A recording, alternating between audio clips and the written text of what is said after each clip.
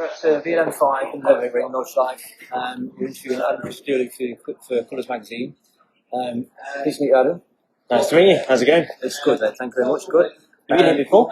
Yes, a couple of 24-hour races. Okay, cool. So we noticed the SAP sponsored car in the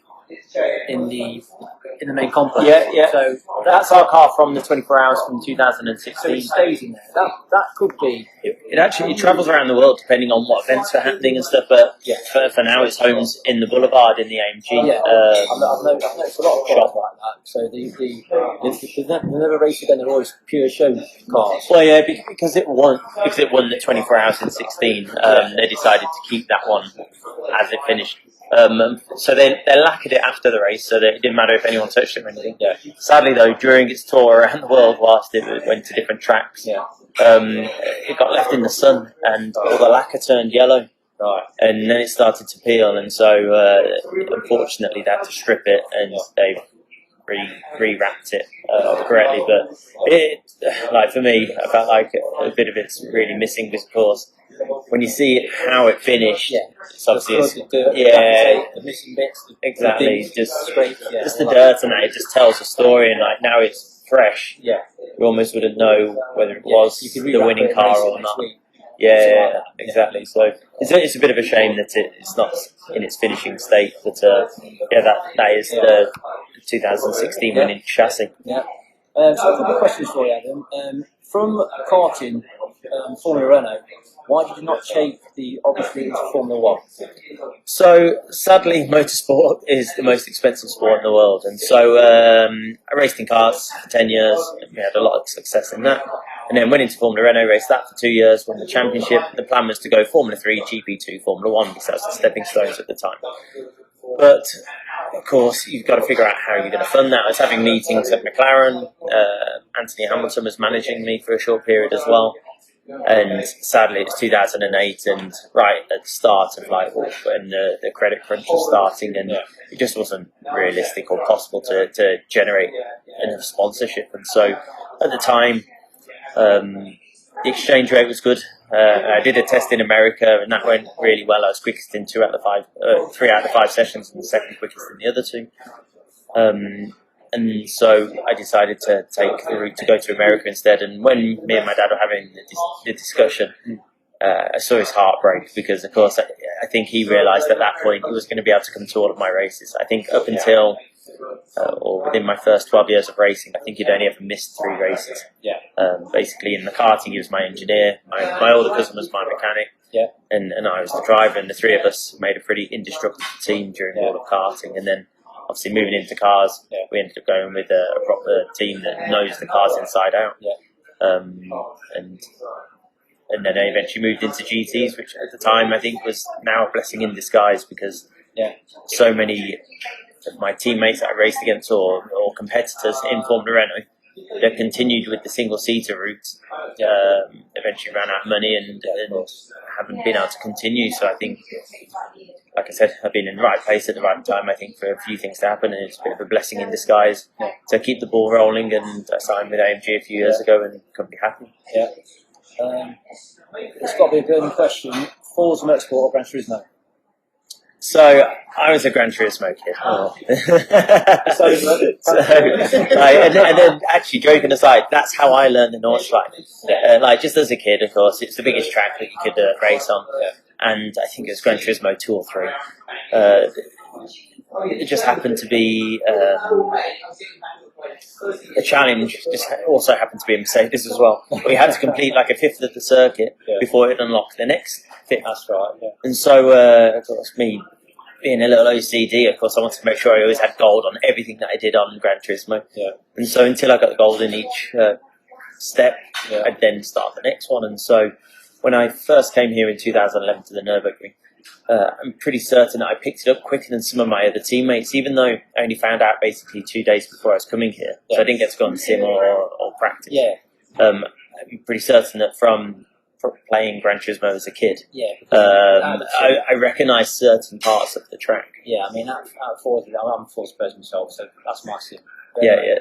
Do you reckon Gran Turismo is almost inch perfect. I mean, you've even got the dotted road, you've even got the dips. Yeah, the where dips on and- Forza, it's straight. Right. Okay. You don't realise that. So To be honest, I sadly don't get to play on Sims or the PlayStation or anything as much as I used to as a kid. I suppose life takes over a little bit, and I'm pretty busy travelling at the moment. Yeah, This is my 8th weekend in a row. yeah, I can Right. appreciate that. Yeah. So basically, let's question lead on to that a little bit.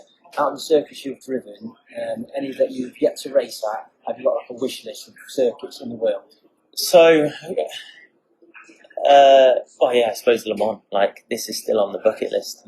I think I've competed in almost all of the 24 hours except Le Mans. Yeah. And so, obviously, like in my eyes, the best circuit's the Nürburgring Nordschleife. Like, you're never going to get bored of this place. It's always going to throw different weather at you. With up to over 200 cars that can start on the grid, every race is different, and you can't predict what's going to happen. But I'd like to race at Bathurst again. I've been there in the GT4 car, but I'd like the opportunity to go there in the GT3. Yeah. I think going through the mountain section of that in the GT3 will be pretty breathtaking.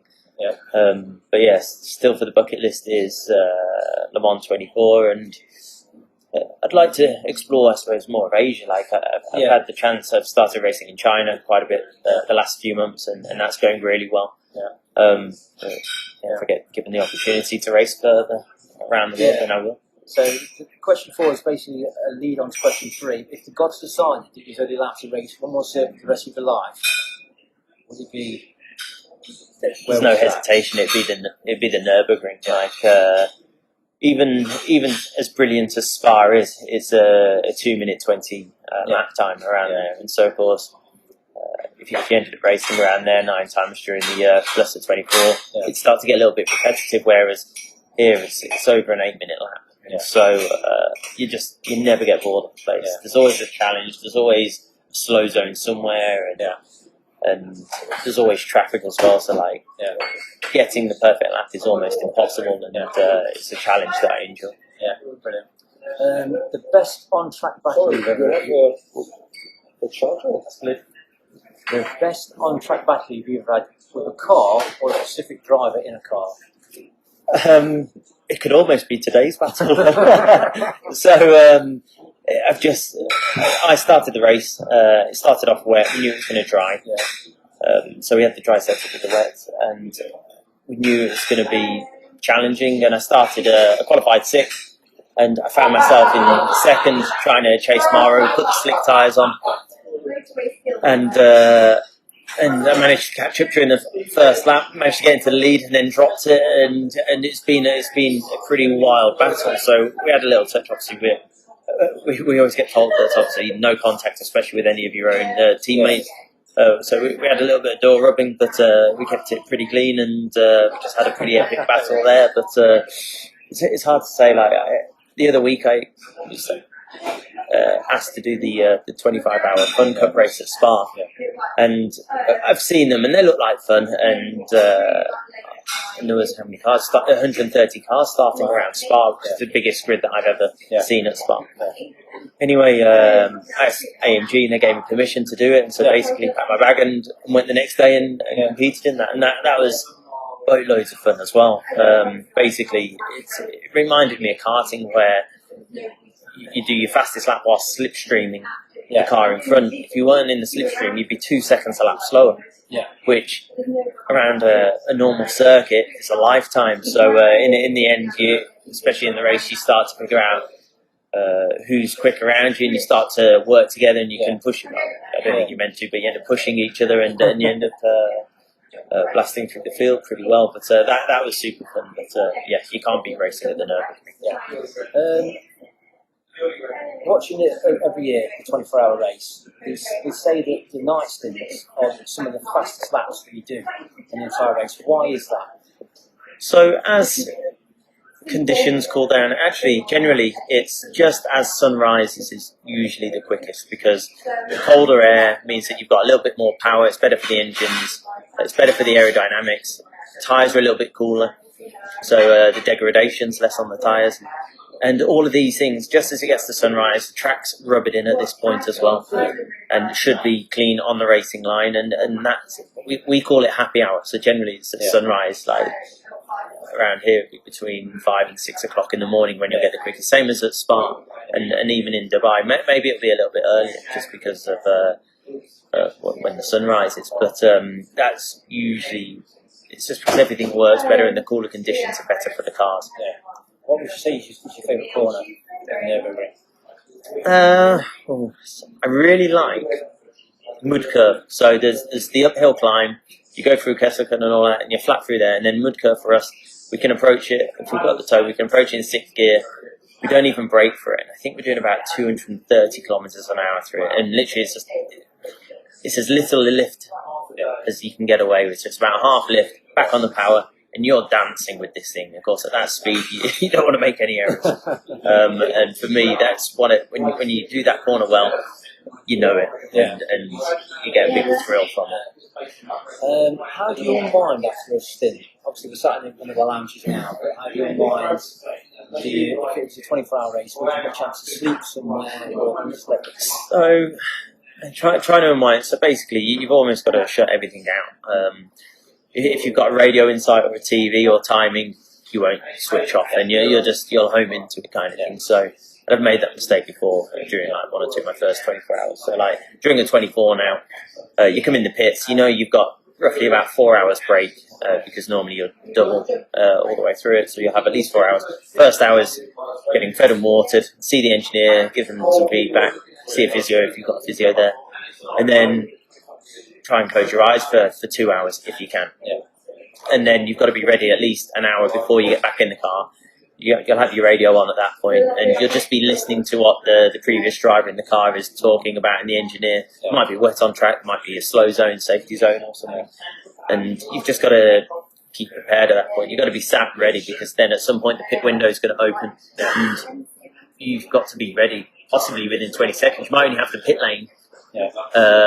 It might be a last-minute decision. You've only got the pit length to be ready. So generally, we've got radio systems that we can plug into our helmet as well, whilst in the pit lane. And generally just to try and blank everything out, just to close your eyes. But, even though we are a long way from home, the three of us, you're a Lichfield lad.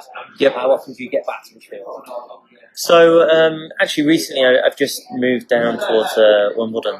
So I go up whenever I can, and of course I'm doing a lot of racing within the UK, doing the British GT Championship. So, and I teach a lot of younger drivers as well. So if we're ever going to Alton Park or Donington or further up north, then I'll try and stop at my parents if I can, because obviously I don't get to see them as much anymore. So it's always nice catching up. Yeah. And then I've got one or two businesses which I'm involved with in the Midlands as well. So if any of that's going, then I'll be there as well. If you wasn't a racing driver, what would you want to be? What was your aspiration of being at school? I don't know. Like really at school, on average, I did 4 out of 5 days a week, basically. Because almost every Friday I was testing in cars.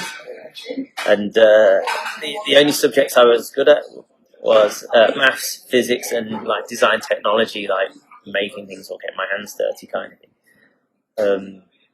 It's funny. Maybe I'd be involved in some other kind of sport. I'm not too sure. Like, of course, when I went into high school, originally the PE teacher was like, right, anyone play a sport? So of course, the rugby players all put their hands up and all of that. And of course, I put my hand up, and they went around asking what everyone does. And of course, I said I race cars, and it's quite amusing how they didn't see that as a sport. And so I ended up actually originally in the B group, and of course, it took them a bit of time to realise that actually in motorsport you've got to be pretty fit and healthy as well, just because the races, like, we can be in the car for up to 2 or 3 hours depending on the championship. Okay, this is in cars, but in karting, like the young lads that are in karting, they're very lean. They've got like a decent pair of hands, arms and shoulders on them, because them things are physical, and you don't realise that. Like at school I was pretty good at peanuts, which is a bit of just a kids game kind of thing, but I think it caught a lot of the rugby players out that I had the strength just from, I suppose, hanging onto a cart for the majority of my life kind of thing. But I don't know, I think I'd be involved in some other kind of sport. Like, it's that hook. It was the reward winning the novice trophy in my first race that hooked me. Yeah. And so, when I first started karting, I wasn't necessarily interested in pushing it. It was more my dad that pushed it. And halfway through the first year of testing, every Saturday, I was thinking, as a 7-year-old, I was like, I wanted to go and play football with my mates. And it's only when I won that first trophy that I wanted to race the next day. And as they say, the rest was history kind of thing. And, Well, Alan, thank you very much. That's been interesting. thank you very much. Good seeing you guys.